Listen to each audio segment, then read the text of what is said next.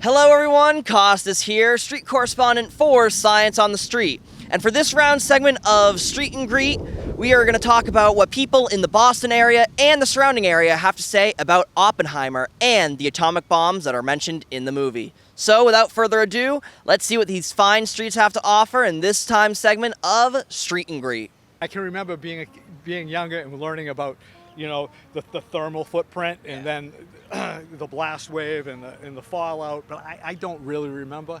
I haven't been to school in 40, 50 years, so 40 years. Do you want to take a spitball guess?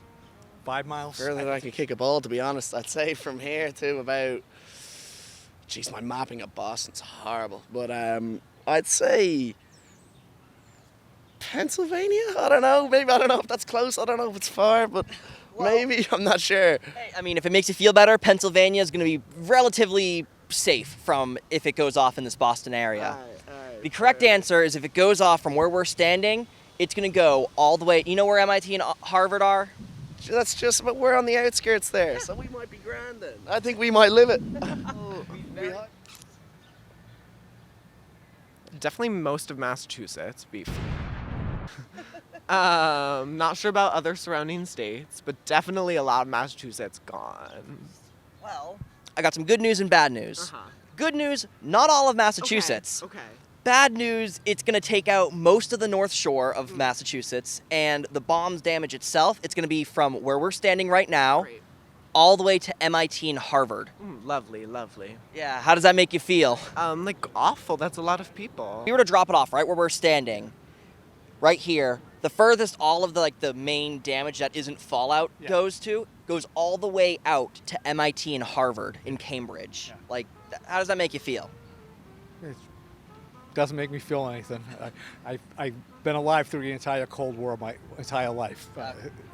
It is what it is. Does it help you conceptualize the atomic bomb? Maybe, not really. I mean, I understand shockwave, heat, and fallout, and I understand that current atomic weapons are much more powerful than the atom bomb. So, no, it seems trivial compared to what we have now. Okay. With all this talk about how powerful atom bombs are and how far they can go in the area of Boston, it's still kind of hard to, conceptualize that entirely because it's just so big for us. So I decided to scale down the nuclear bomb explosion to make it more understandable, and I'll explain the radiuses a bit more thoroughly.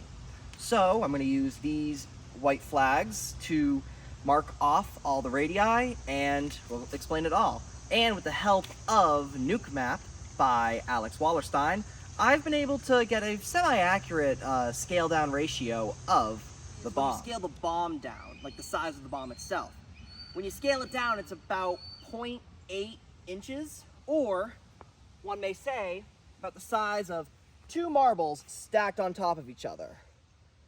Now that's kind of crazy. Really makes you think about how much damage the nuke really did create.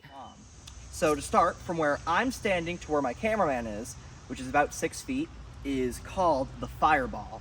Here's where the actual bomb drops, and everything in this area completely vaporized, because in this area it can reach up to 100 million degrees Celsius, and converting that into Fahrenheit really doesn't change it that much. It's still complete and utter obliteration.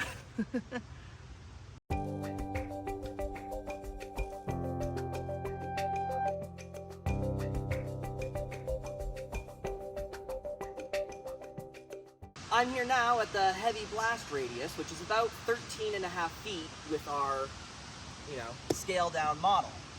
This is the area where, between where I'm standing and the flag that I first planted, concrete buildings that are extremely stable, they get destroyed, demolished essentially. And if you're a human, I'm pretty sure you still get fried to a crisp.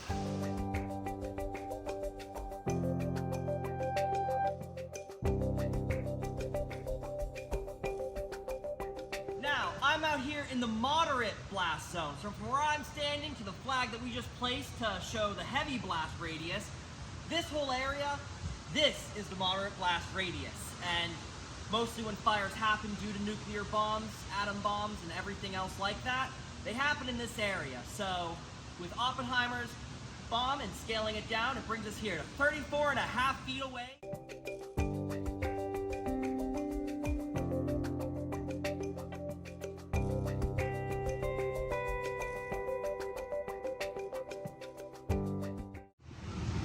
And finally, we're here in the radiation zone, which is about 41.9 feet when scaled down to our amazing scale model of the bomb.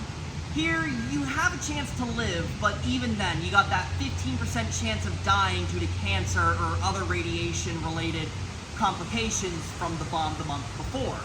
So, all of this area that we just went through, after this area, we're finally going to enter an area where you're more likely to live.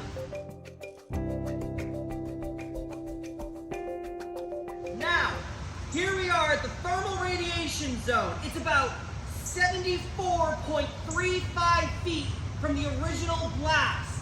The crazy thing about this zone is you're very likely to survive.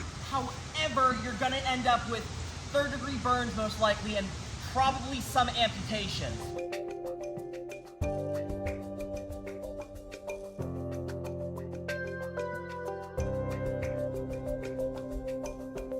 Finally, we are here at the light blast zone radius.